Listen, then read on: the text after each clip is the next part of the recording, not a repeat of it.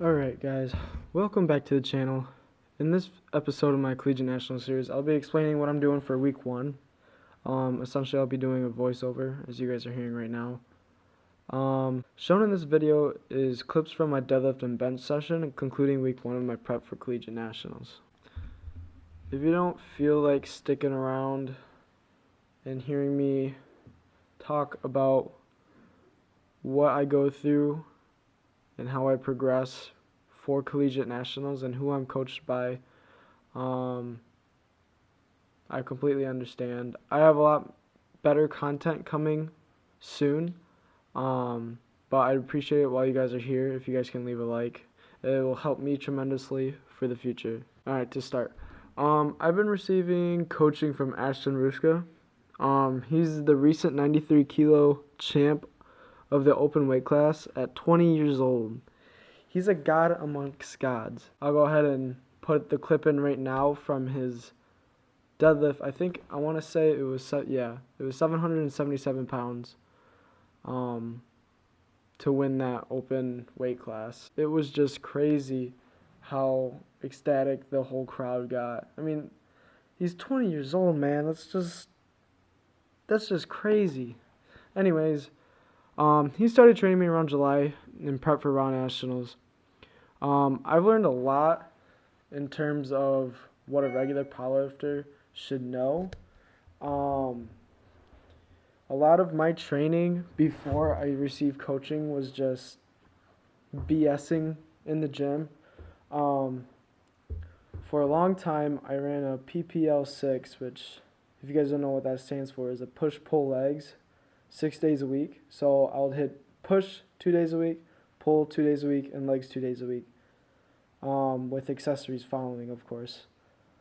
I didn't know what RPE was. I didn't know how to peak. I didn't know what the peaks and valleys were of training. I didn't understand how different stimulus would react to my training. All that mumbo jumbo.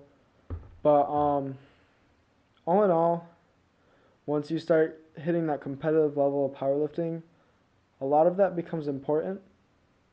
And I would definitely recommend having somebody help you if you are planning on competing soon, especially even at the local level, but especially at that national level, if you don't know these terms already. With that said, I did my first USAPL meet in June 4th at the Unreal Fitness meet, and went for 6'11" on my second attempt, and I couldn't lock it out. I don't know if you guys saw that on my Instagram, but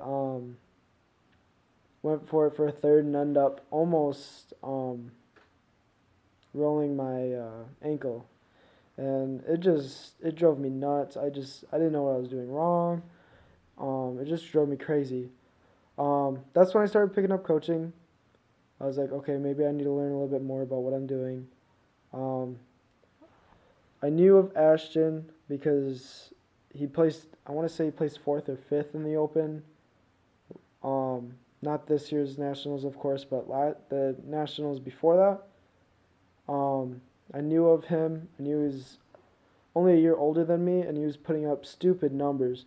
He posted on his Instagram one day that he was starting to offer up some coaching. I'm like, bet.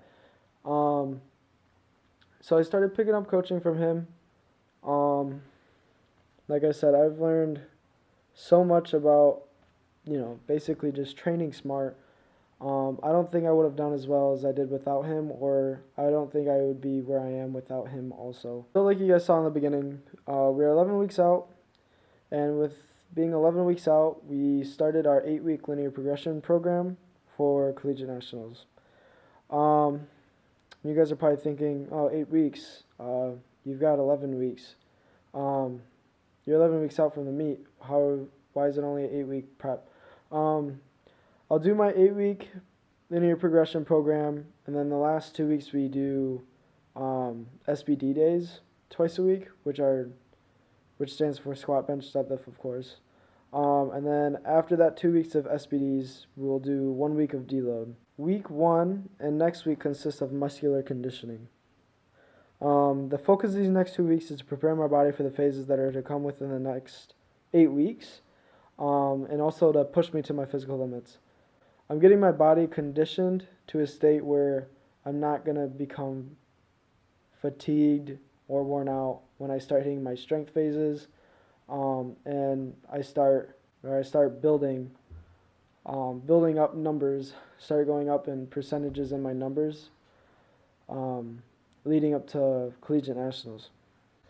So I think I will end that there. Next episode, I will be putting up kind of a how-to on conventional deadlifts.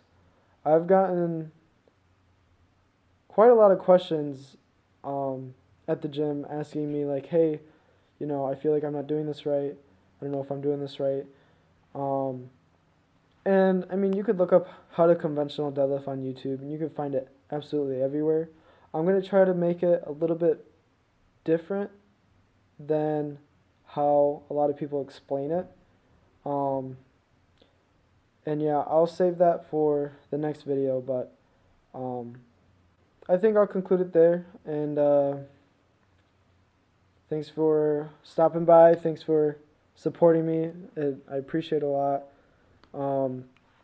I should have the next video up within a couple days, so school's just kicking my butt like usual, but yeah, we'll get that up, and I'll see you guys in the next one.